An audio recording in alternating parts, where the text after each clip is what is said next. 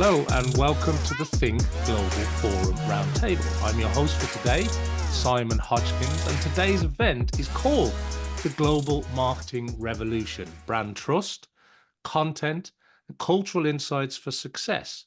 As the founder of the Think Global Forum, I'm really excited to present some first-class thought leaders on this subject.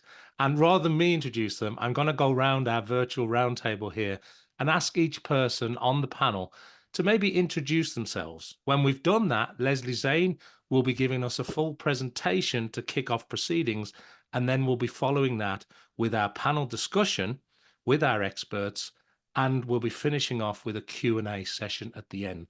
So if you're joining us live today, please, any questions you've got for the panel, start typing them into the Q&A section, and we will do our best to answer as many as we can at the end.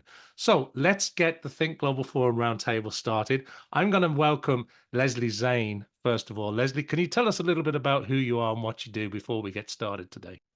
Absolutely. Thank you so much for having me, Simon. It's great to be here with all these amazing fellow panelists.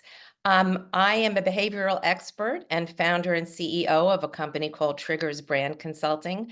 It was the first consulting firm that uncovered the instinctive drivers of purchase decisions, and we work on accelerating growth for clients around the globe. And it's great to be here. Well, thank you, Leslie. And next up, Priscilla. Great. Hi, everyone. I'm Priscilla Gravenhorst. I'm a chief of staff to CMOs, and my background is rich in advertising. It certainly is. Thank you for joining us, Priscilla. And last but not least, Elliott, you're very welcome. Tell us a little bit about Elliott. Hello, everybody. My name's Elliott. I spent my whole career telling product stories, first in the sports industry for Adidas and Asics, and now over in the tech world, where it's equally challenging in creating digital things. My specialist skill is storytelling, really obsessed of the science behind it, and that's why I'm really excited to explore deeper why stories have such an effect on our emotions. And yeah, really looking forward to the contributions from everyone. Thank you, Elliott. Thank you, Leslie. Thank you, Priscilla. And last but not least, María Roa is joining me here today. María?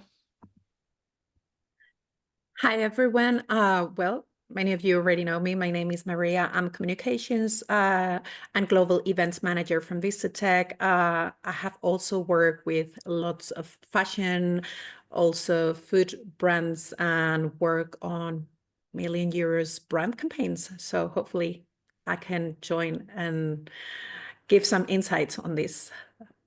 Oh, thank you, María. And it's great that you're all here. As I said at the top, having this thought leadership panel put together is going to be a real treat. So if you're joining us live or if you're watching this back on a recording, you're certainly in for a treat. Before we get started, I want to get a little advertisement out the way. Leslie is going to be kicking us off with the presentation any minute now. But before we do that, I just want to give a little plug to something called The Power of Instinct. And Leslie has wrote a book, which I highly recommend. It's called The New Rules of Persuasion in Business and Life, The Power of Instinct. Leslie has, if you're watching on video, Leslie has a copy of it there. And we're going to be covering some of those topics, Leslie, today, right? So maybe over to you, Leslie, if you want to get us started with today's presentation. I think the audience are going to find this fascinating, and it's going to set the rest of us up for a great discussion when you finish presenting. So over to you, Leslie. All right. Hello, ladies and gentlemen. It's great to be here. I am going to start with a quick question for all of you. How many people here think they're persuasive? Raise your hand. Raise your hand, put it in the chat. How many people think they're persuasive? Simon, are the hands going up? I would hope that everybody here at the Think Global Carmel, Forum. we've got Teresa, Carmel putting their hands up in the chat. Good. My hand is up a little bit. We've got Michael. He's put his hand up. Mary Ann, hi Mary Ann, good to see you here. She's saying Dawn's joined in. She says yes. So yeah, we're getting quite a few people. Awesome. All right. Now I have a second question. How many people here think they're persuadable? Different question. Hands going up this time? Probably not as many. Well, I have some bad news for you. Human beings are unpersuadable. We're stubborn, we're set in our ways, and we think we know best. And you know this from the last conversation you had with a relative over Thanksgiving, well, at least in the United States. It probably didn't go very well if it was about politics. I say this to you, having spent the last 30 years trying to persuade people to change the brand they buy. After all, I'm a career marketer. That's what marketers do. We try to persuade people. But you know what? Everybody here, everyone here is a marketer. Whether you're a CEO running a Fortune 500 company or an entrepreneur trying to raise money for your startup, everyone here is selling something. Your business, your products, your services, your ideas, your personal brand, your political candidate, trying to get your child into a good college. And it turns out we're going about it all wrong. I'd like you to think of the human mind as an iceberg, where there are two mechanisms, the conscious mind and the unconscious mind. Think of the conscious mind as the part above the waterline, the part that you can see. That operates at around 40 bits per second, very slowly. And then the unconscious mind, which is below the waterline, that operates at around 11 million bits per second. So rapidly, we're not even aware that it's happening. So these two mechanisms work together to enable us to make choices, to make decisions. And traditional marketing today is still trying to persuade that conscious mind to do what we want it to do. And we have a whole portfolio of techniques that we use for doing that. We barrage people with messages. We use coupons and discounts. And there are two reasons this doesn't work very well.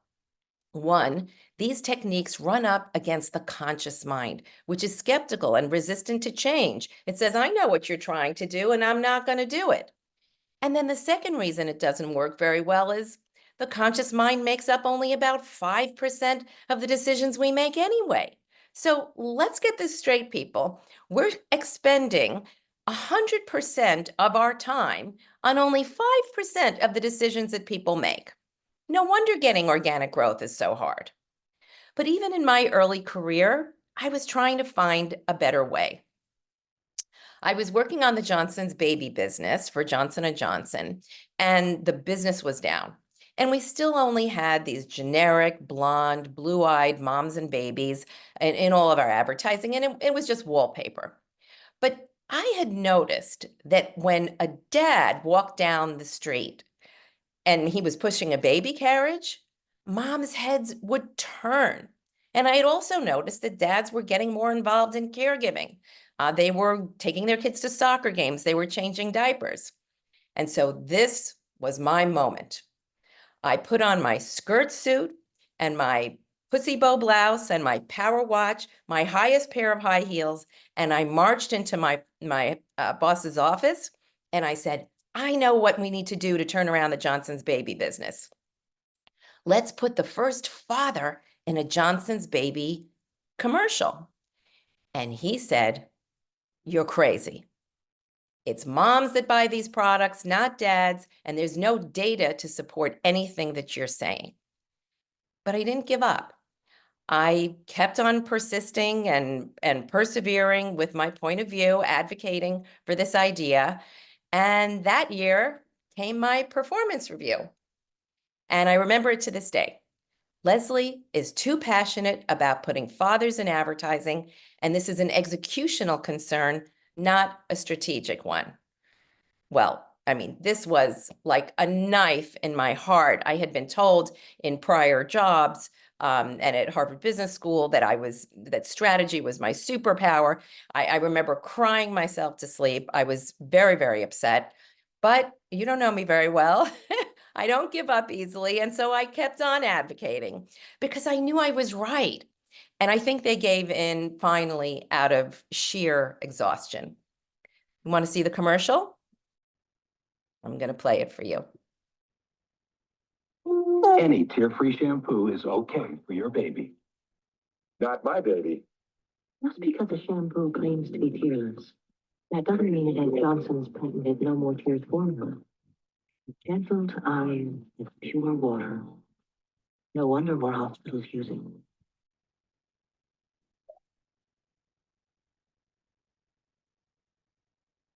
baby shampoo.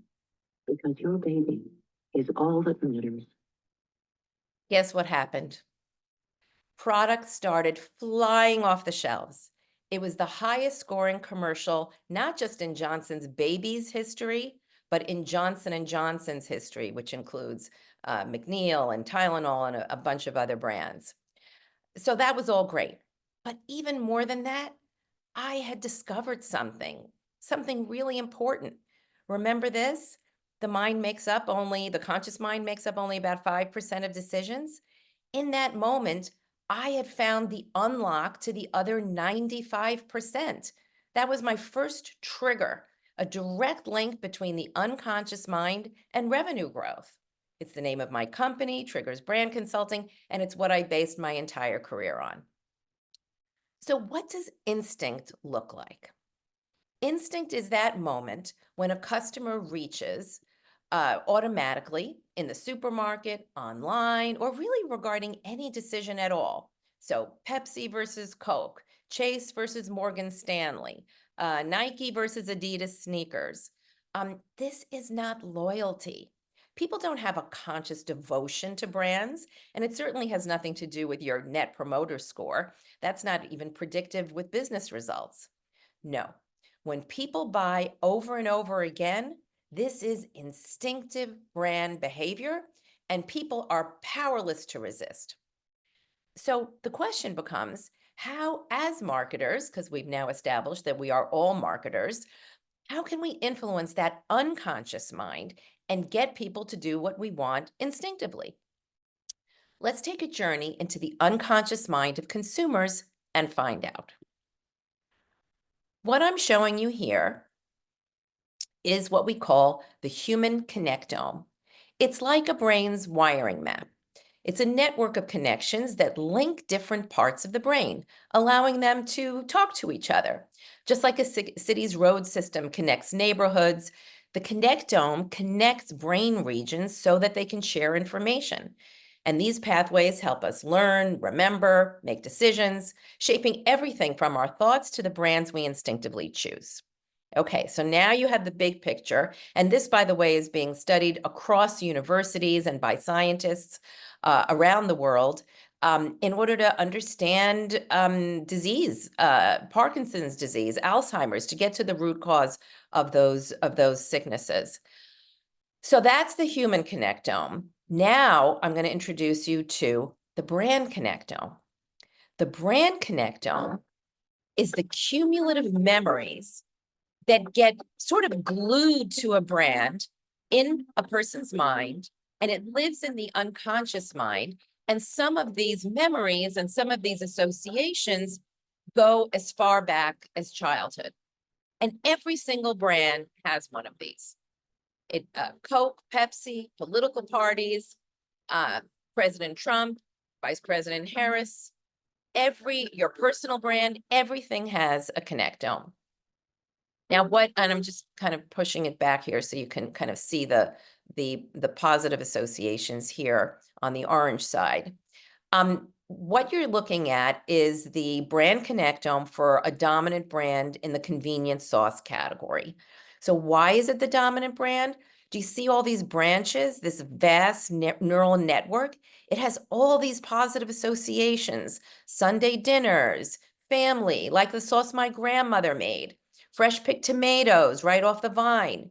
And all of these associations, there's so many of them that they kind of dominate the brain. And that's really what makes it an instinctive go-to choice for people. So you see, you don't control your brand decisions. Your brand connectome does. And there's a model of the brand connectome right behind my right shoulder. But every single brand has one, including the brands that you're working on, as well as your own personal brand. So the question becomes, how can we grow our brand connectome in other people's minds so that our brand becomes like this Italian sauce and it covers more terrain in the human brain? I'd like you to think of a brand like a seed that you plant in other people's minds.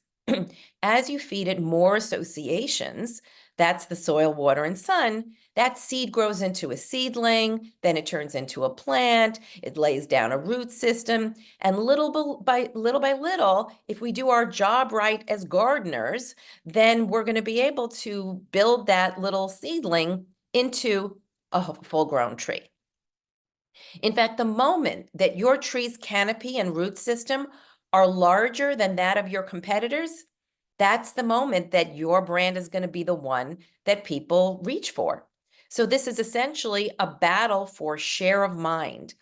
And this network of neural pathways, this network of associations needs to be larger than that of your next largest competitor. But make no mistake, you cannot increase your brand's share of market without first increasing your brand's share of mind. The two are indelibly connected. You can think of this almost like a game of Monopoly. Building your brand is like one of those games. Whoever owns the most physical territory in the unconscious mind is the brand that wins. So, let's talk about what makes a healthy brand connectome. There are 3 simple rules. 1, you want to have a large physical footprint. We just talked about this. You need to be salient in the mind. And so that old idea that a brand should only stand for one thing, forget about that, because a brand actually needs to stand for many things.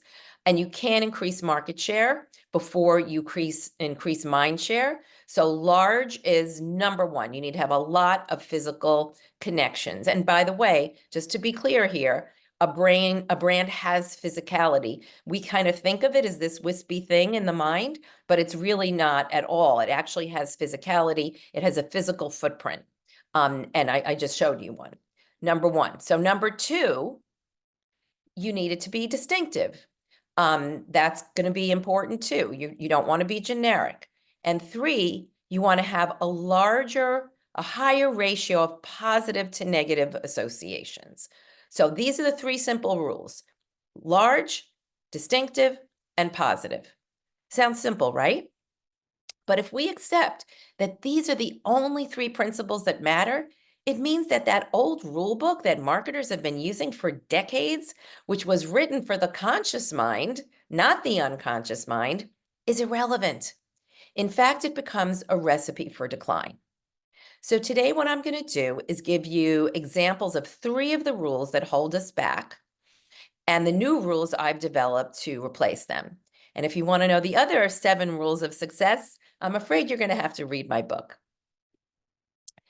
All right, so let's look at the first rule. A brand should stand for only one thing.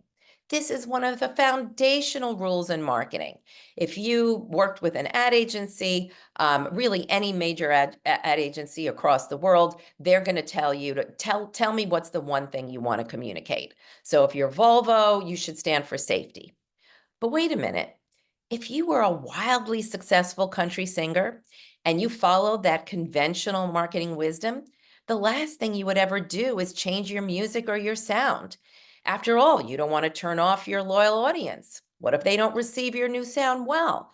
Your audience might be confused. Stick to what you know. But Taylor Swift didn't become one of the most successful musical artists of all time with a billion-dollar tour in 2023 by sticking to one sound. By following her creative instincts, she kept expanding her brand connectome from country into dance music, from dance into pop, from pop into folk. And she kept inviting her fans into her life in a way that's much more intimate and unusual for a star, creating even more connections in people's minds. So it's more than just a celebrity-fan relationship. She has a personal relationship with each fan. We feel like we know her. She's our friend. Some people even call her mother. With every new genre and every new relationship, Taylor Swift has only grown her audience and her visibility. In fact, her brand connectome just keeps expanding. And the frenzy you see here has only been seen one other time in history. In fact, Taylor Swift recently broke the all-time great record held by the Beatles of most weeks in Billboard's top 10 albums, 384 weeks. Does this look familiar? Probably most of the people on the call are too young to even know what this is. But of course, this is the Beatles in 1960s. So if you're trying to build your business, your movement, the last thing you want to do is to stand for one thing. You want a salient connectome with as many connections as possible. So the new rule that displaces the old rule is not a brand should stand for only one thing, because if your brand only stands for one thing, it stands for too little. The more associations your brand has, the better. So that was rule number one. What about differentiation? You don't want to be generic, right? So here's another one. Uniqueness is critical for brand success. I mean, how many people have heard of this one? You know, put up your hands. I mean, this is one of the oldest rules in the marketing playbook. Be the purple cow, stand out, differentiate, or die. The traditional marketing rule of uniqueness would tell you that if you have a bottled water brand, the last thing you should do is have babbling brooks or waterfalls, snow-capped mountains, or winding streams on your packaging. In fact, you should probably stay away from the color blue altogether. Those would all be cliches. But wait a minute. The science on this is clear. Human beings' brains are hardwired to connect with the familiar. In fact, they reject the unique. Take a baby out of its mother's arms and it is going to scream. It's going to scream because you've taken the baby out of the familiar connection with its mother to put it in a stranger's arms. Or think about the pandemic. When the pandemic happened and we rushed to the supermarket, we didn't reach for the brands we didn't know. We didn't reach for the no-name brands. We reached for all the brands that we knew very well, the legacy brands with the big names. Those were the first to go. So before we throw out that snow-capped mountain, maybe we want to take a second look at it. So let's look at the snow-capped mountain and what it brings to the party. When you see a snow-capped mountain, what are the associations that come to mind? Assuming we're talking about the bottled water category. So just put it in the chat. What are some of the associations that come to mind when you see the snow-capped mountain?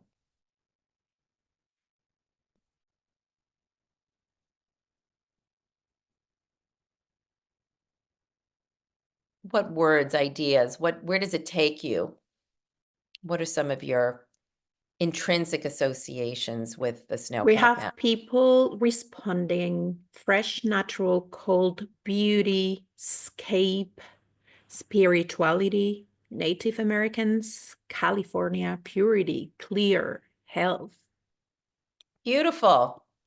You're all very good. You all have brains that Oh, work there you go. that work exactly the same way, because this is a universal trigger.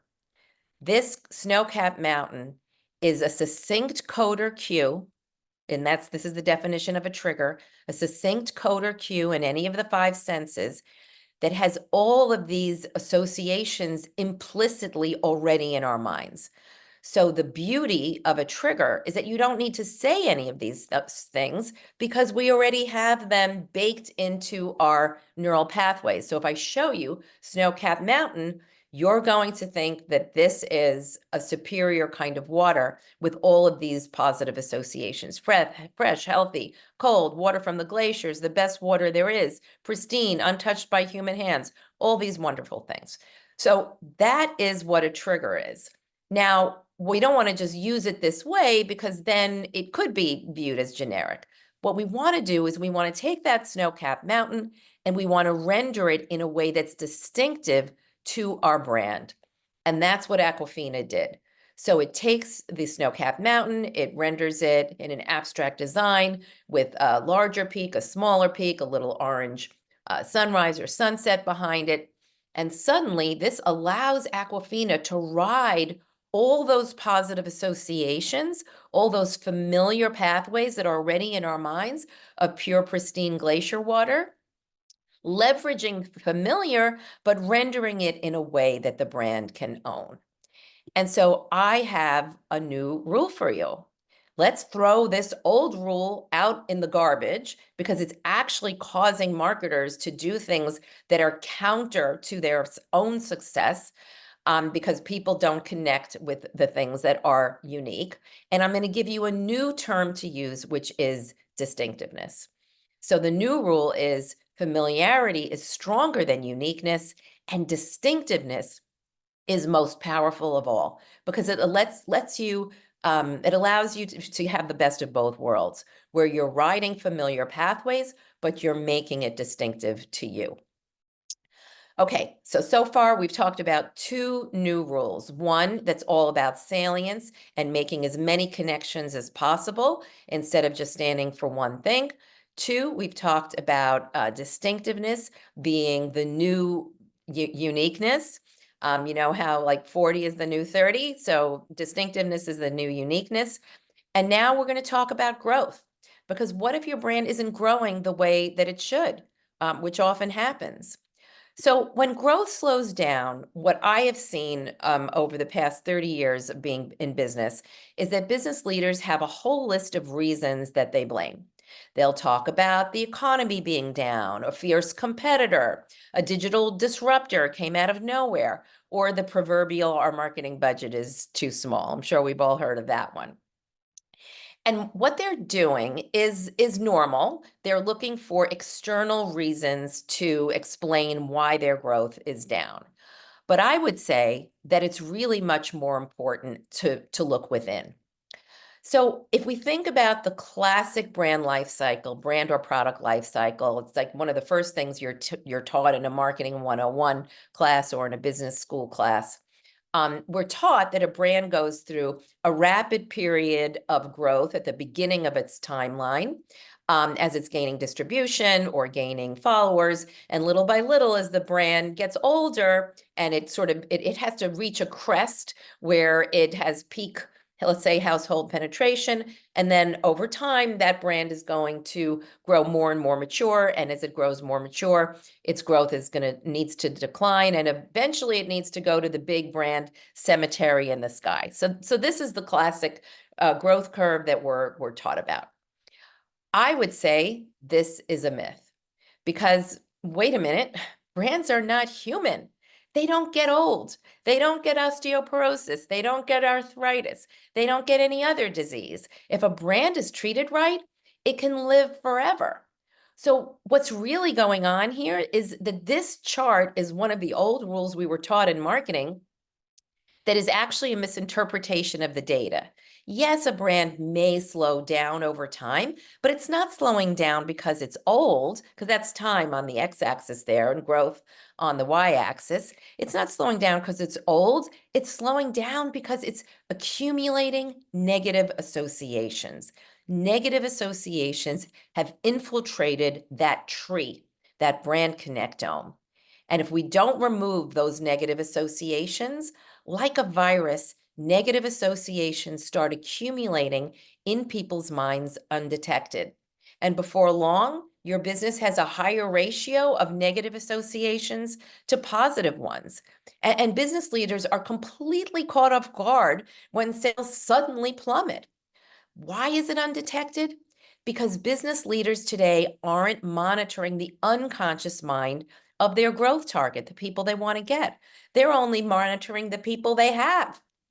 Or if they are talking to their growth target, they're only monitoring their conscious mind and asking them conscious questions. And they're never getting to the really hidden, implicit barriers and drivers that are actually the things that drive choice and instinctive brand preference. So let's look at an example. The great thing about this is that even if you have a curve that looks like this, you can actually breathe new life into the brand as long as you overwhelm those negative associations with positive ones. And the power to do that is actually in your hands, as long as you understand what's going on. So this is precisely what happened with McDonald's about 8 years ago, and I'm going to tell you that story now. We make a cut. How do we get from this to this? irresistible little asteroids of battered chicken, mysterious in their origin. They just throw a whole chicken in a blender and make a McNugget. Even more disturbing, the pink elephant in the room. What are legitimately in McNuggets? Is there pink goop? This pink goop, a photograph that has snaked around the internet with the caption, "Can you guess what McDonald's food item this is?" It's said to be the entire chicken, eyes, guts, bones, ground up into something called mechanically separated poultry. Not us, says McDonald's, photo hoax, but pink goo won't go away. So imagine you're the CMO of McDonald's and you wake up to this. Imagine you have YouTube videos with pink slime in your chicken nuggets, horse's eyeballs in your beef, meat that doesn't mold, and you're seeing views of 50, 60 million views per video on YouTube. So if you're in that situation, you can imagine that you might do what sounds like the right thing to do, which is let's launch a major ad campaign where we tell people, no, we don't have pink slime in our chicken nuggets. No, we don't have meat that doesn't mold. And guess what happened? Of course, the brand took a further nosedive because now we were reinforcing that negative association among even more people. And so that didn't work very well. But let me show you how ultimately a fresh cracked egg saved McDonald's.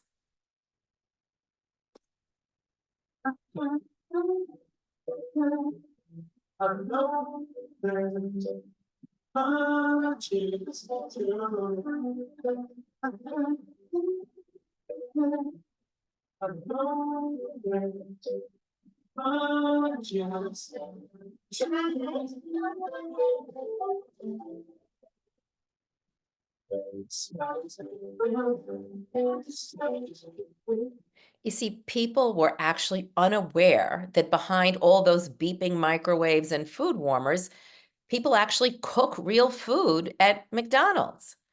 So this commercial just basically let them know through the power of a growth trigger, again, a fresh cracked egg, that McDonald's actually does fresh cooking all day.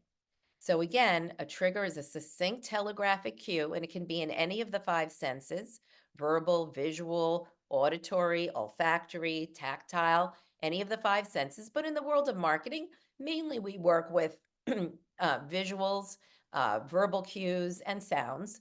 And what this real food, what this egg actually showed people, again, just like the snow-capped mountain, it created all these positive associations that already existed in people's minds. We know what a fresh cracked egg is. And now that when we link that to McDonald's, it looks something like this.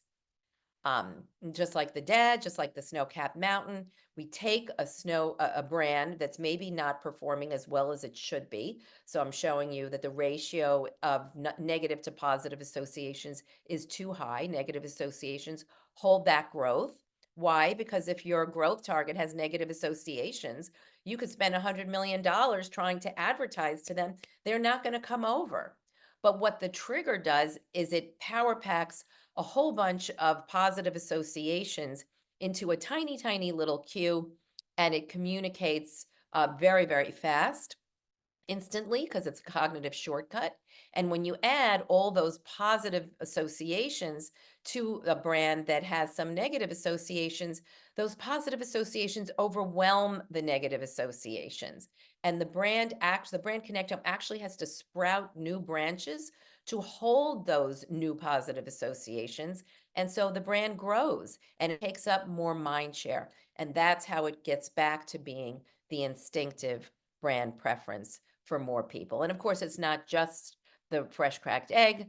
There were a whole bunch of triggers that were part of the solution that were pulled through to social media and website and videos about their values. They actually were doing all the right things. They just weren't telling the story in the right way. And so McDonald's went from this to this, and that turned around the brand really pretty completely.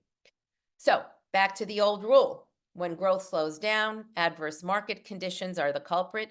we would say that is an external perspective, and you're much better off looking within, because it's usually negative associations you can't see that are holding back your growth. But when you overwhelm them with positive associations, your brand will bounce back. What I've shown you today applies to everything, from the businesses you're building and running to your personal brand. It's really all the same. And what it boils down to is very simple. Stop trying to persuade the conscious mind. It's exhausting, it's frustrating, and there's a better way. Instinct is the most powerful force for changing human behavior, and harnessing it is the key to sustainable, accelerated growth. So here's your growth formula. Step 1, diagnose your brand connectome. Understand your instinctive, implicit barriers and drivers, the things that hold you back and the things that drive the growth target to come over. Step 2, identify your triggers, those succinct code or cues that communicate in an instant. Those are cognitive shortcuts, and the brain is really lazy. The brain loves those. And step 3, use that information to revolutionize your brand communications and watch your own tree grow. Because when you harness the power of instinct, you can achieve anything you want. Thank you. Thank you, Leslie. That was incredible. Thank you for a wonderful, in-depth presentation. That was so good. I want to just remind everybody who's joining us live here today, if you do want to ask a question based on anything that Leslie's been presenting, please add it to the Q&A. I know Maria put something in the chat a moment ago, just reminding people to do that. We'd love to get your questions for Elliott, Priscilla, Leslie, Maria, and myself.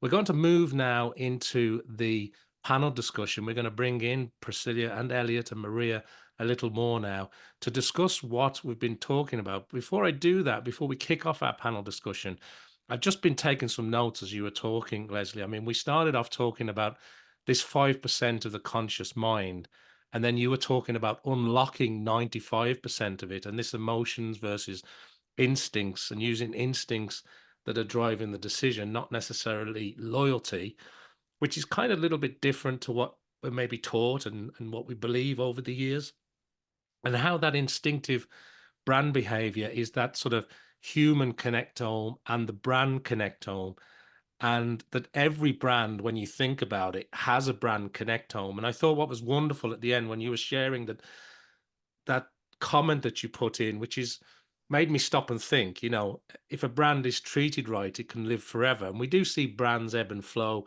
and we see some brands disappear, and we see some new brands coming in. But ultimately, it's the accumulation of those negative associations is what you're saying, instead of that small trigger, as you put it, which is helping to grow more positive associations. And I loved your Taylor Swift example of how she's sort of grown those positive associations into different markets.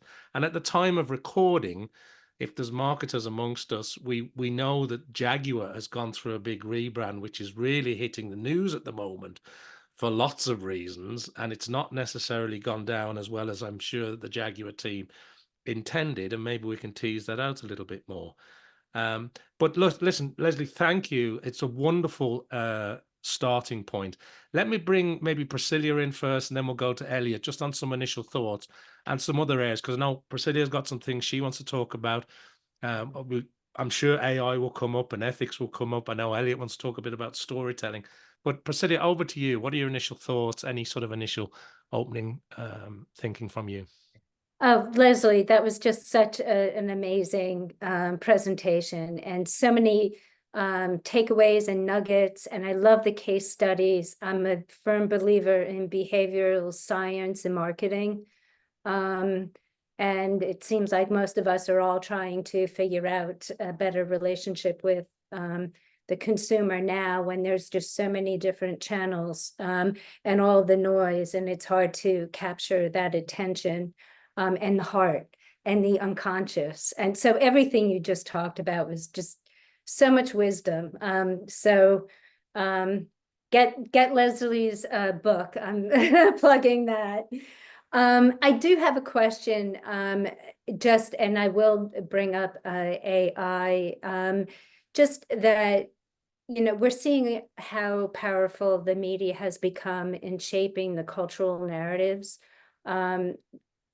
You know, what are your thoughts on ethics and messaging? And this is also to the panel. Elliott, I know you must have you know, an opinion about that.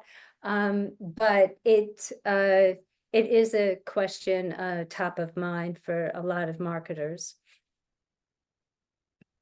Elliott, would you like to respond to that? I know I've definitely got some thoughts on that, but Yeah, it's something that I've been thinking about a lot, because one of the projects, Simon, you know, we're working on is we're helping develop GPT models for marketing teams. You know, I think a lot of marketers are very excited to use AI, but they don't know where to start. And we've been kind of helping them do that. And it has been jumping into my mind, at what point do we get involved, and how much leniency do we give a GPT model to define our messaging? But yeah, I think I really responded to what Leslie was saying when it comes to the distinctiveness versus uniqueness, because I think that really goes into like what true authenticity is, because then you have to back it up. So looking at that great McDonald's example, that's a very good example of show don't tell. And and you know, showing don't tell it in 5 seconds, and it's very ethical, because that you're showing under the hood, rather than writing a white paper of these are the reasons why I'm going to persuade you. Like Leslie said, completely agree. We're in the persuasion game of trying to unethically persuade you with things. I'm just going to show you. You just watch me make this egg, and you know, then the ethics is fine. So I think the more we can show, don't tell, and use technology to lean into that rather than jump away from it, I think that's a good rule to follow. But at the same time, we're all learning this together. That's what I'm really excited about. This is we're going into a very new, exciting stage, and we're learning more and more each day. So I think we have to keep not making too many assumptions while we're doing that as well.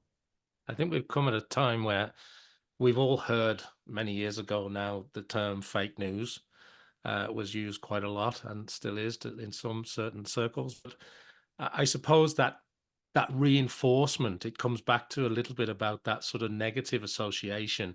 If media is playing into that, it is more beholden to a brand to actually put out that trigger, isn't it? To what you're both saying, because otherwise, the more you try to justify maybe that untruth or that thing that's damaging your brand, you were sort of saying, Leslie, earlier, it sort of made it worse. You know, what you're better off doing is creating something new and moving the discussion over here. Am I right in saying that? Yeah, definitely. I mean, positive associations overwhelm negative associations. I mean, in this case, it was all fake news. There's no pink slime in McDonald's chicken nuggets, but it had taken on a life of its own. But we just need to know not to sort of play into some of the things that are out there, because in many ways the CMO initially was sort of pulled into a conversation that he shouldn't have been having, instead of really showing, hey, this is actually what we do in McDonald's, which to Elliott's point was completely authentic to the brand. Yeah, no, it's a great point. And one of the questions I want to put to the panel, if I can, building a little bit on what we're talking about here, is I know Maria and I have been discussing some of the new brands that are coming in, maybe from the Asian areas, that are really upending e-commerce, for example. And then, of course, social media, things like TikTok and Temu and Shein and all those kind of brands that I was referring to in a previous conversation, Maria. And how are brands expected to keep up and connect with audiences through this massive shift? Because we're seeing a lot of new entrants come in and make associations very quickly and scale very quickly against traditional. Maybe Elliott, because I know you talk a lot about storytelling, right? And we were talking about that not too long ago.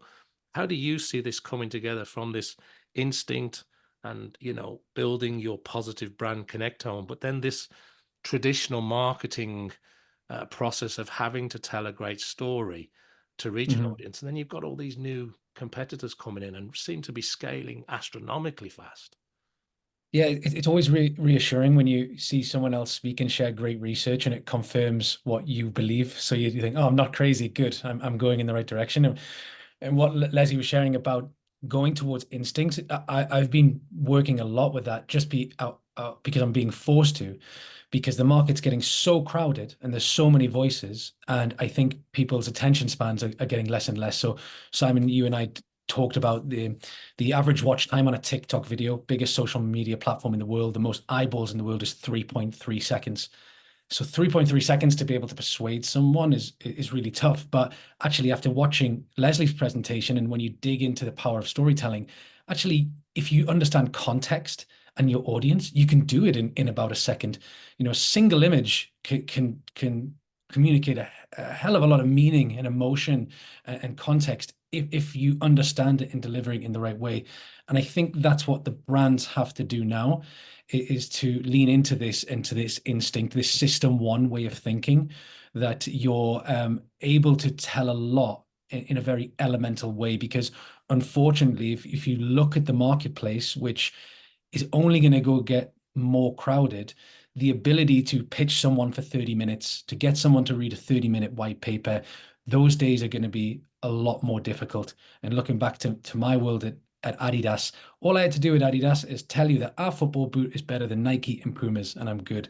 But in the tech world, I have 10,000 other brands. And as Leslie says, every brand wants to be unique. There's no true uniqueness when there's 10,000 of you. But as she says, distinctiveness, that is something you can obtain. So I think positioning, you know, I'm always going to push that because I'm a product marketer at heart, but really defining a strong positioning. And then after positioning, telling your story in a way that can be done in a few seconds. These are the things that brands can do to thrive in this market that's only going to get more crowded, and the attention spans are going to get more limited.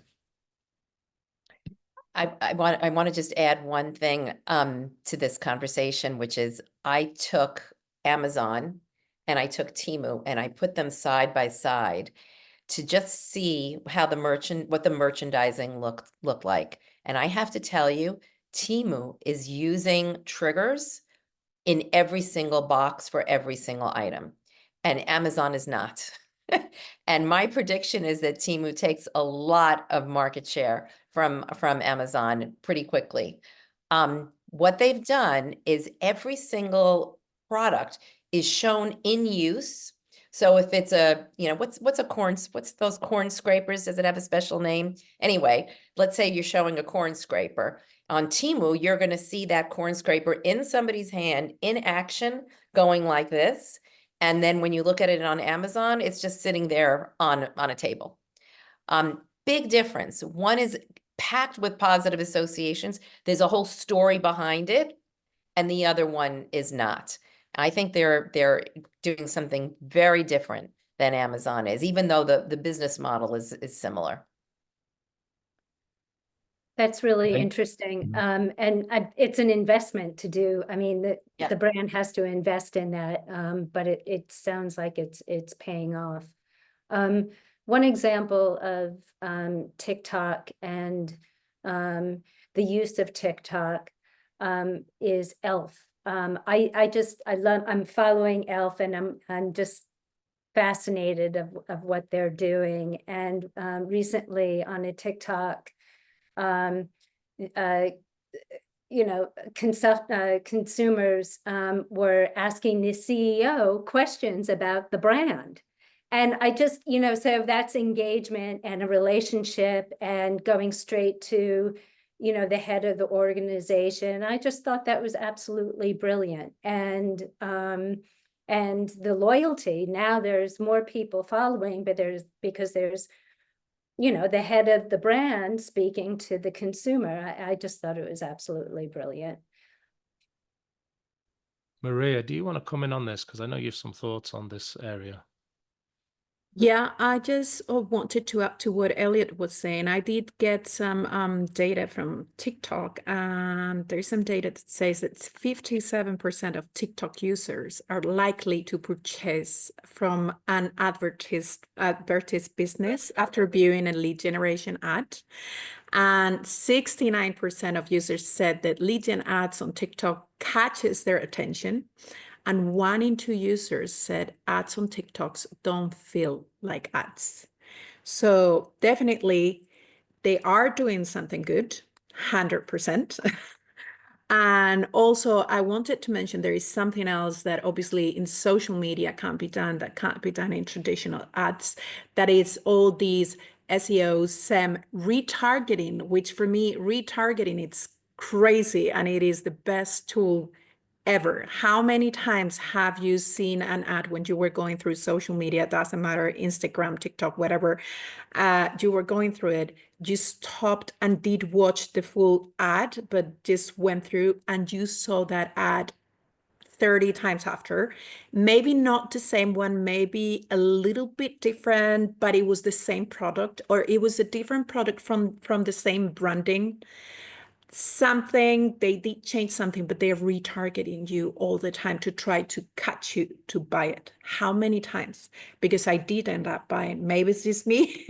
Maybe I am going crazy, but retargeting is this, you probably already know because Leslie said you all are marketers, I guess, but is this digital strategy that targets users who have previously interacted with your website or your content or any type of ad that you put into any of these social media, but you did not complete it, the desired action that this brand wanted you to complete, like any purchase in the website or in the social media ad.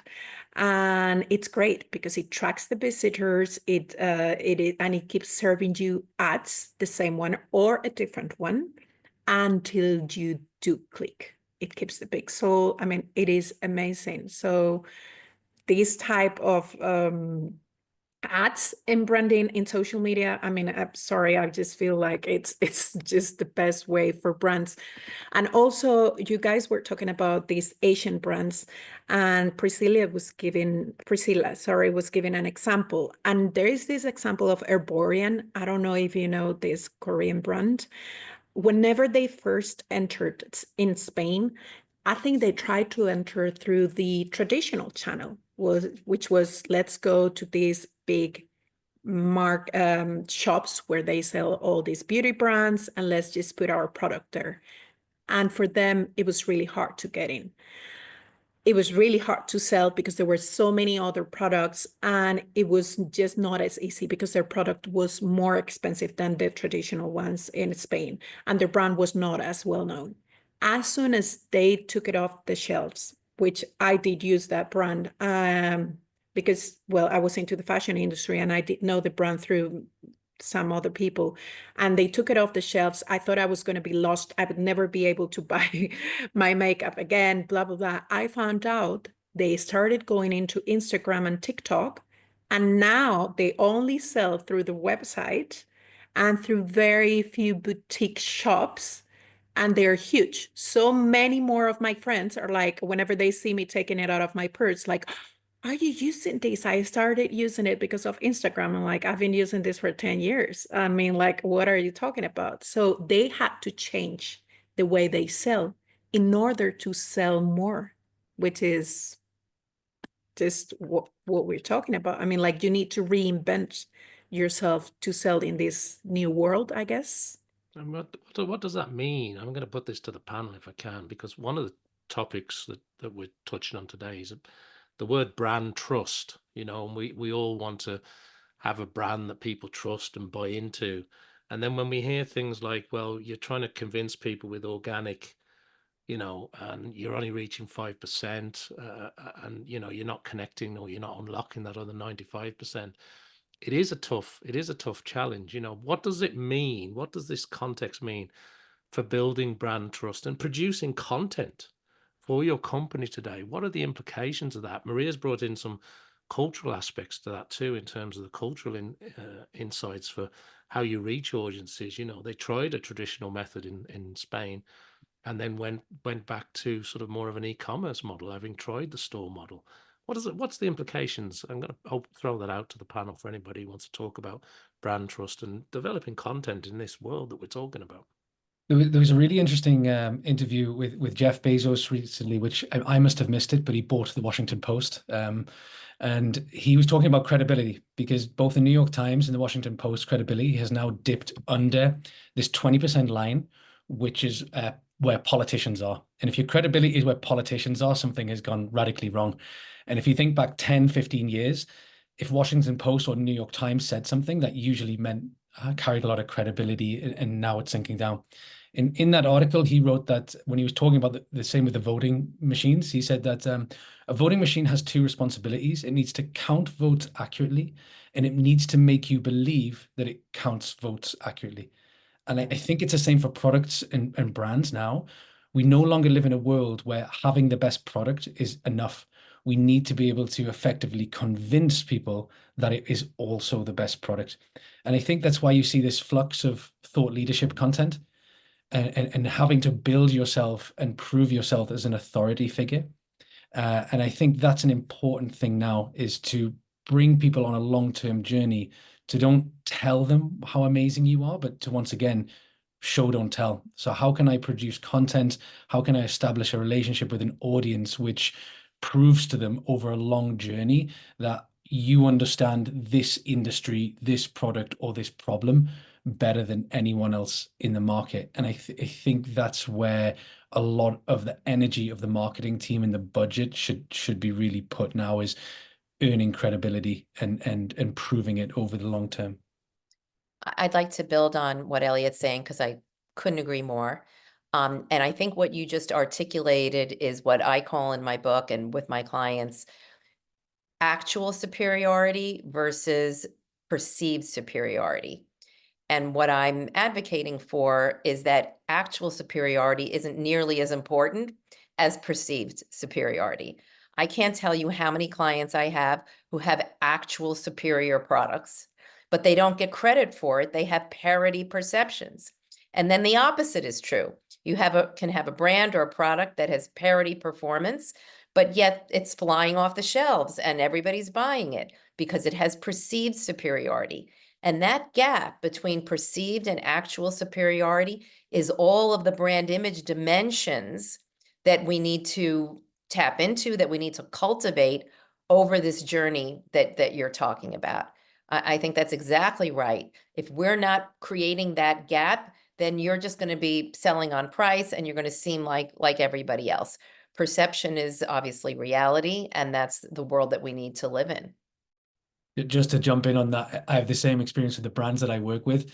A lot of them have the best product, and it means less and less these days. Than I love how you put it. Yeah, the perceived superiority is what marketers need to help with. Yeah, exactly. I think that's, I agree with both of you. And I would also like to add, providing value to the consumer and giving it away. I think that also builds trust, and also building community with the brand is also another avenue. I would also add to what you're saying, that brand trust is an outcome. It's not an input, right? So the last thing you want to do is say, no, really, you should trust me. Because as soon as you say that, nobody's going to trust you. But what you have to do is think about all the different dimensions, and I just showed you what some of them are, all of the dimensions that together create brand trust as an outcome. And so that, I think, is really what we're talking about building here, that the levers of trust that create that relationship at the end. And just another dimension of why that's so important, to tie in what Maria's saying as well, is in the next phase where we're going is this ability to do hyper personalization, which everyone wanted to do, but it was very difficult to do. But now with AI, we have the ability to give everyone a personalized shopping experience. The problem is it can only be personalized if we have your data. So as Maria's saying, it's retargeting, but it's based on assumptions. Certain your actions, I can presume that you may think this or may think that.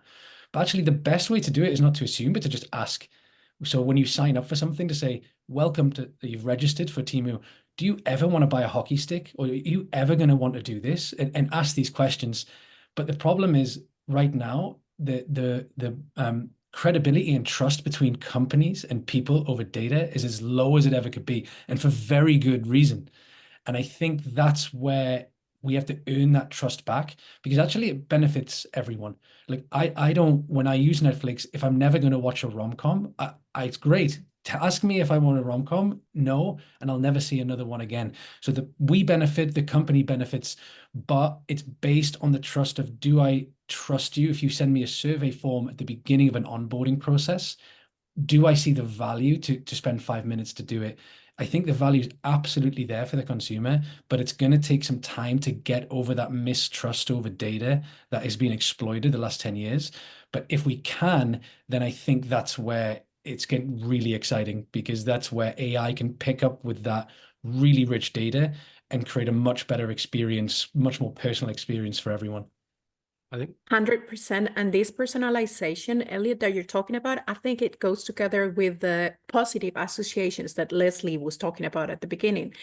Because what Leslie was saying is like, this intuition is something that goes super fast. It's automatic. It's a mental process that is all of the, it is linked to the heart brain, and it's like it goes in seconds.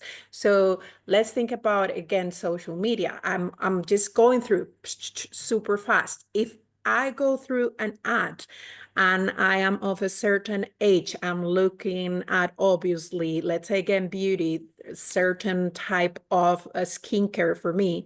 And there is this influencer that is, I see it's my age, it's someone that looks exactly like me. It's not a supermodel. It's not someone that, I don't think, this, I'm sorry, person that doesn't relate to me anything. And she's just talking about the same things that I do feel. I will feel instantly attracted to that ad, even if it is 10 seconds. And she's just saying, oh, like, look, this looks amazing. This is what it did in 10 seconds on my skin. And I will be like, oh, maybe I need to try it. Let's see how much is it. And I will click, and then they have me. They have all my data. They have everything. So this personalization, if they know who I am, female, my age, they will start knowing how to do those ads. And that's really important, because that's what Leslie was trying to say. These positive associations, it's me feeling that ad, it's making me feel something, right? Leslie, was it, 100%. am I right? Yeah, 100%. The feeling, the emotion is, again, the outcome, like trust.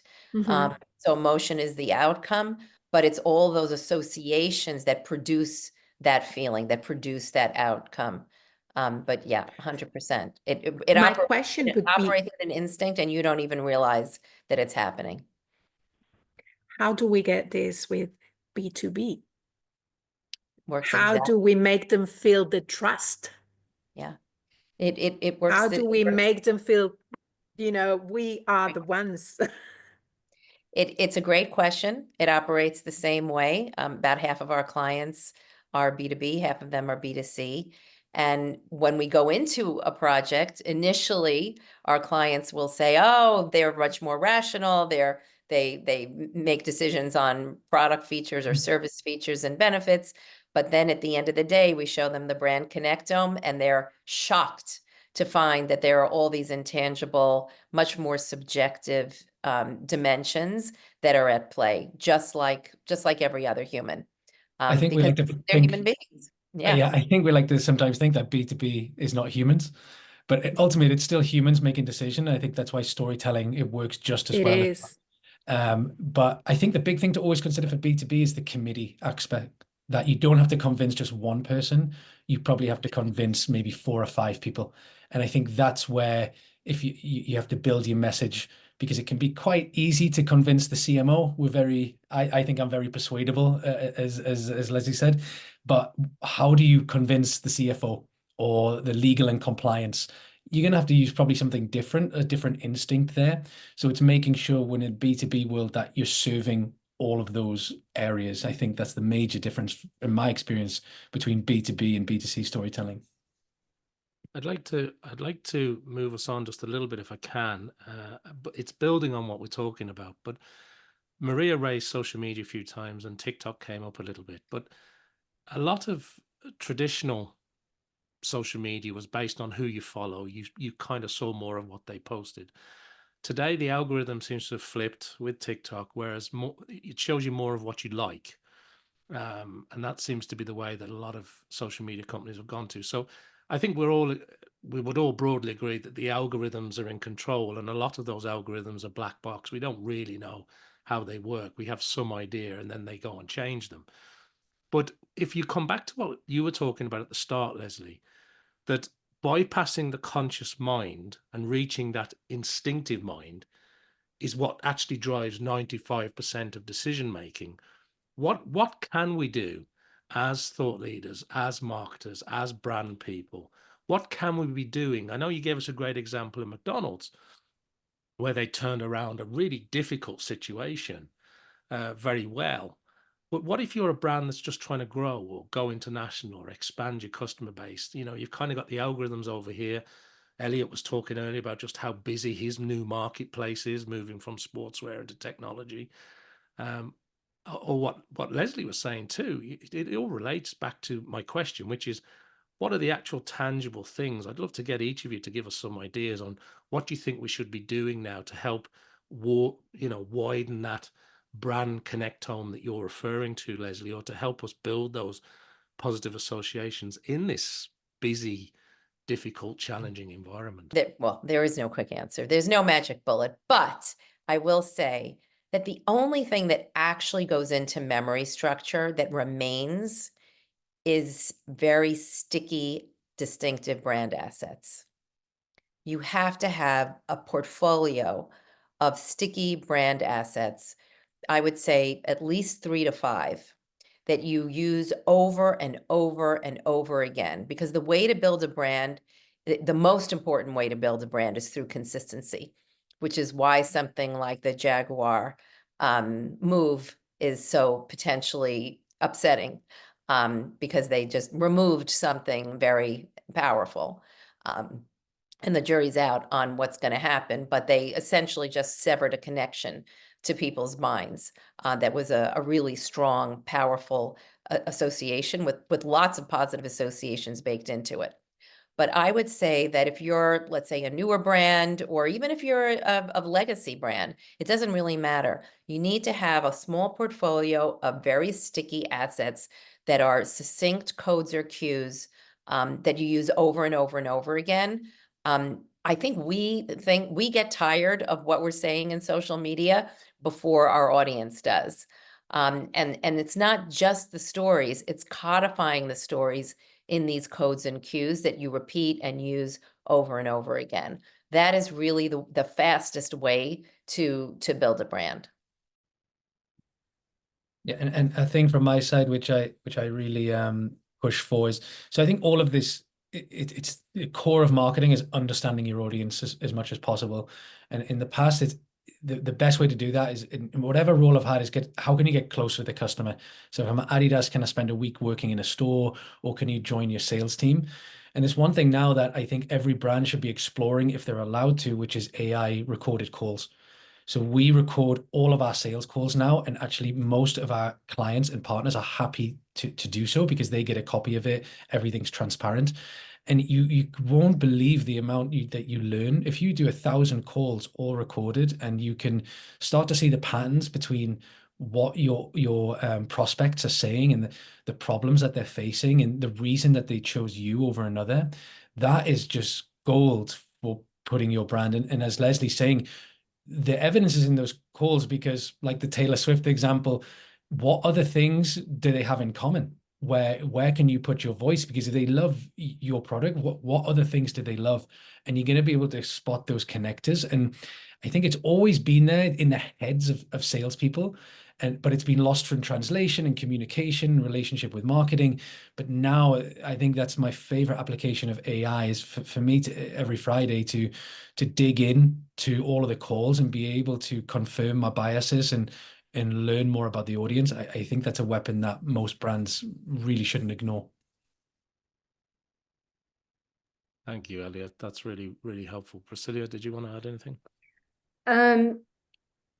Yeah, I mean, the sticky assets and collecting the data.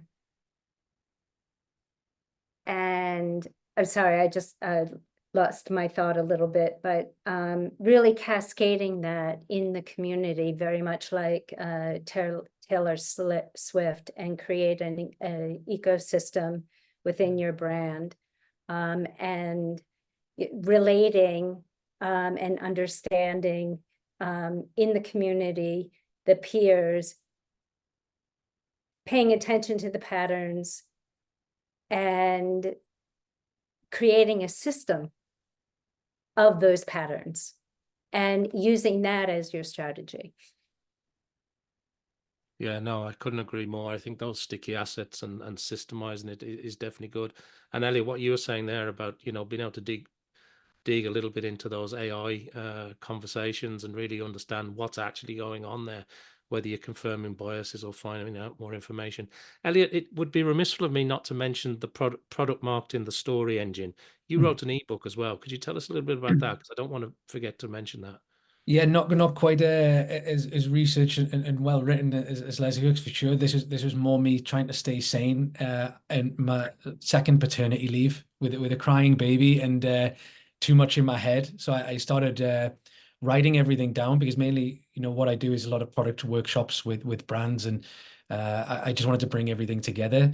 And so yeah, pulled that all together, and basically it actually leans into a lot what we're talking about as well, that for me, in order to persuade someone, it really comes back to Aristotle's triangle of persuasion.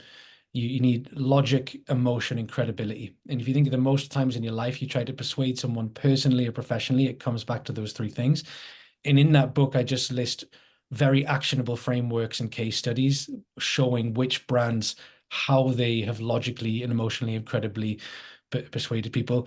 And if anyone wants to add me on LinkedIn, more than happy to send them a copy of it and share some of that. But I think it's really great to have these conversations, because it just makes me more invigorated to look into these things, because I think marketing, it's so complex but so simple at the same time. That's why I love it, because there's so much research that goes into it, but everything we've come to a conclusion tonight, it's such common sense. And it's some things that can be summed up so quickly and easily. And I think that's what makes me love marketing even and more. So yeah, I really appreciate for Leslie, Priscilla, and Maria sharing their insights as well. Thanks, Elliot. That's great. And I've got some questions. I've got a couple of really good questions from the audience that I'm going to put to the panel in a moment. Before I do that, Priscilla, last question for you I've got, which is, you operate as sort of a chief of staff to CMOs. Are you seeing any particular challenges or problems? I know CMOs are sort of hectic at the best of times and dealing with an awful lot. But from your perspective of working directly with CMOs in big companies, are you seeing any trends at the moment? A source of truth with the data. There's just so much information that we're pulling from, but not all of it is actually accurate. And so really trying to decipher and synergize that information that we're receiving to make informed decisions. I think proper data is really key and top of mind right now. It's a great point. Thank you, Priscilla. Okay, I'm going to move on to the Q&A section if I can, because we're coming sort of to the end of our time here today. It's been a wonderful discussion so far. I've got a great question to kick us off, and it comes back to when you were talking about the snow-covered mountain peak, mountaintop. Questions from Dawn, and I'm going to read it out, and maybe we could all jump in on this. What are your thoughts on brands that come in like Liquid Death? I don't think we know that brand, who don't use any category associations with the traditional, I suppose, water category. Is the distinction trumping all in cases like this? That's a great question. It's a wonderful question. I've gotten it about 30 other times. Everybody always brings up liquid death, but wait a minute, there's liquid death. That's going against all of your theories. So look, the brain connects with the familiar, not with the unique, as I've said, but we all know what a skull and bones is. So actually that's still a familiar cue. It's still a cognitive shortcut. We know what they're trying to do. They're trying to use the power of contrast, this, basically poison, and use it with water, and put those two ideas together.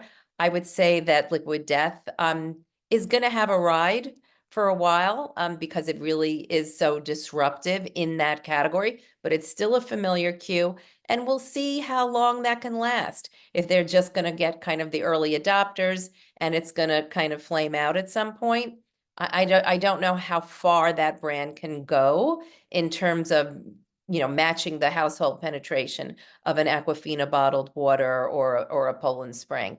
But we'll see. But it's a really great example. So thank you for asking that, Dawn. And I know Dawn, so hi, Dawn. I don't think we have this in Spain. Is this just bottled water? It's actually, I think they have it in a can, liquid death.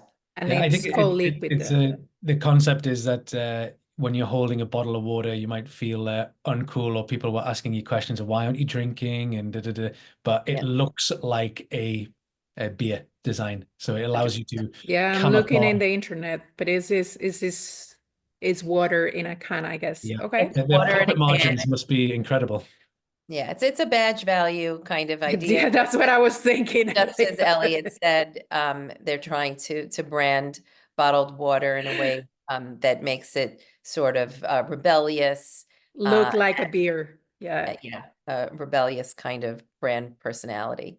We'll see. Sounds good. It's certainly doing a good job of disrupting the category, and it's captured some market share from the big players, but we'll see how long it lasts. For sure, it is something different. I've got a comment. It's not necessarily a question, but I thought it worth reading out. It's from Jonathan, who says, we started using some of the principles in the book, your book, Leslie, and they make a lot of sense, not just to our clients, but because of the neuroscience behind the insights. A little bit like what you were saying, so Priscilla, about getting to the data, getting to the insights, understanding why something works. Yeah, I thought that was really good. That's lovely. It's nice to hear. Yeah, it's neuroscience, it's behavioral science. You really need like 4 disciplines to understand the human brain: psychology, anthropology, neuroscience, and behavioral science. One is not enough. The human brain is so complex. Very good. And I've got another question here. I'm not sure who this one's from. It was an anonymous question. It says, are there ways to create brand trust and loyalty for B2B companies who would not work with social media like a TikTok or an Instagram or most of the social media, but they're a B2B company? So are there any ways to create that brand trust if you're against sort of using TikTok for your brand, etc.? In my workshops, I talk about that there's 5 sources of credibility. So there's legacy, that's to look back on the things that you have built. So I often say, if I offered everyone a Rolex right now, you wouldn't ask me what color it is, you'd just say yes, because we know what Rolex is and you would take it. There's reach. So if you've already connected with a lot of people, you can leverage that. So you say 10,000 dentists prefer my toothpastes. That's a good way to do it. The third one is relevance. So if you can own a specific market and prove that you are great for them. So if you are an agency towards hotel owners and 5 people in your team used to own hotels, it's going to be easier for you to persuade them that you're more credible. The fourth one is what we talked about before, is authority. And I think that's where most people can lean in, is that maybe not on TikTok, but how can you create content and thought leadership content to persuade them?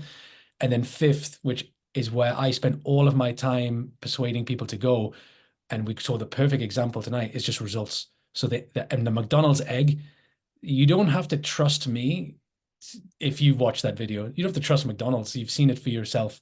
And I think in this day and age, the more that we can allow people to see with their own eyes instead of us trying to convince them, I think in the B2B world, using visual storytelling and show don't tell can be a great way to do that. Or if you're Rolex, a much easier way. But unfortunately, most of us don't have the luxury of being an Apple or Thank you, Elliott. And last question I've got here is about, it's back to this push and pull between emotions and instinct. If you have used emotional advertising to drive your brand and you think you're getting some results from it, how does this work with sticky assets and sort of that brand repetition compared to short, sharp, emotional advertising? So one of the biggest fallacies is that when I'm talking about instinct, that I'm talking about emotion. And they're really two completely different things. What I'm talking about is that instinctive reaching for a particular brand over and over again, because it is your brand preference that's driven by an ecosystem of associations that's built in the unconscious mind. That is what is driving that moment of reaching. It is very different to say that I should go out and create emotional advertising or emotional positioning. That is, I have not found that to be successful. I have found that actually to reduce business or not to work over the long term. So if you think about what Daniel Kahneman came up with it was probably a 60-year career. But when he wrote the book Thinking Fast and Slow, what he was writing about was that people make irrational decisions. And I think what happened was the entire marketing and advertising industry leapt to the conclusion that, okay, if people make irrational decisions, therefore we need to communicate emotionally. And so the entire advertising and marketing industry decides to go make emotional commercials and emotional ads. And that just simply does not work. They leapt to the wrong conclusion. What we really need to create is these sticky assets, visual codes and cues that sink into memory structure. You can do this in a B2B environment, in a B2C environment. It's all the same, but you have to create those because that's what remains. If I make you laugh or I make you cry, that is literally going to go in one ear and out the other. It is not going to remain. The only thing that remains are these consistent symbols that you use over and over again. Thank you, Leslie. That's great. Look, we're coming to the end of our time. Just before we close, I'm going to give each of our panel members an opportunity just to give us a final thought on our discussions today, or anything they want to leave us with. Of course, I'm going to endorse you rushing out and getting a copy of Elliott's book, and of course, Leslie's book, and finding out more about what Leslie and Elliott and Priscilla do in their day-to-day operations. They've got fantastic careers. They're great thought leaders on this topic, and I'm very grateful to have them with us today. Maria, any final thoughts from you as we go round before we wrap up? Sure. Well, thank you everyone for this engaging discussion. And I guess I would say that let's continue to innovate and adapt, and let's ensure our brands resonate deeply in the evolving digital landscape that is bringing us many new things every day. Thank you, Maria. Priscilla, any final thoughts from you? You know, I really liked what Elliott said, and it just ties in so nicely to everything that Leslie was sharing with us is just show us, don't tell us, and and do it responsibly. And I just think that would be the genuine relationship with the customer and in the brand. And just amazing presentation, and I just can't wait to read your book, Leslie. And same, Elliott, I'm going to DM you. Just a wonderful discussion, and I've learned a lot. So thank you. Thank you, Priscilla. Elliott, final thoughts from you, sir. No, also thanks to everyone, and I'll be also can't wait to read Leslie's book. And final thing from me is I can't leave without talking a little bit about AI, because it's what I'm doing every day, and AI is your friend. I know it's overwhelming at the minute because everyone's talking about it and it's almost over talked, but what we're working on now is just this concept is AI not as a tool, but as a torch. And so it's not there to solve your problems, but it's there to reveal things that you might not have seen or understood if you didn't have it. And as we've seen by so much of our conversations, the more we understand about our audience, the better decisions we can make. And that's really what it's all about. So if you want to learn more about how you can start using AI, feel free to reach out to me and I can show you a little bit about how we use it within our marketing team. I really love that. AI not as a tool, but as a torch. That's gone in. That's stuck. I like that. And last but not least, somebody that kicked us off with a phenomenal presentation. Leslie, any final thoughts before we wrap up? Thank you so much for having me. This was a wonderful time. I just enjoyed getting to know all of you and finding that we have so much in common and so many shared perspectives, even though we come from different places. Look, I think marketing is very hard today. I think it's harder than ever. And there are many, many different things to chase. I think the future of marketing is two things. It's behavioral science and AI. And any company that doesn't really spend the time to understand those two things is going to be left behind. But the good news is that, we have been taking the path of greatest resistance to a sale through the conscious mind. That is what is making it hard. And if we harness the power of instinct, we can take the path of least resistance and all be much more successful, both in our personal and our professional lives. So thank you again for having me. I look forward to staying in touch with all of you. This has been a sheer delight. Thank you. Thank you, Leslie. I want to thank everybody who's been watching or listening to our discussion here on the Think Global Forum around the world, whether you've caught us live or on a recording. We thank you. A copy of this recording and this discussion and Leslie's fantastic presentation will be finding its way to people who've registered for this talk today. I also want to thank people behind the scenes, Christine, Aileen and Daniela, for all their help putting this together. And of course, to Maria for her help. And last but not least, to Priscilla, to Elliott, to Leslie. It's been my pleasure. And thank you for joining us today on the Think Global Forum. Thank you, everybody.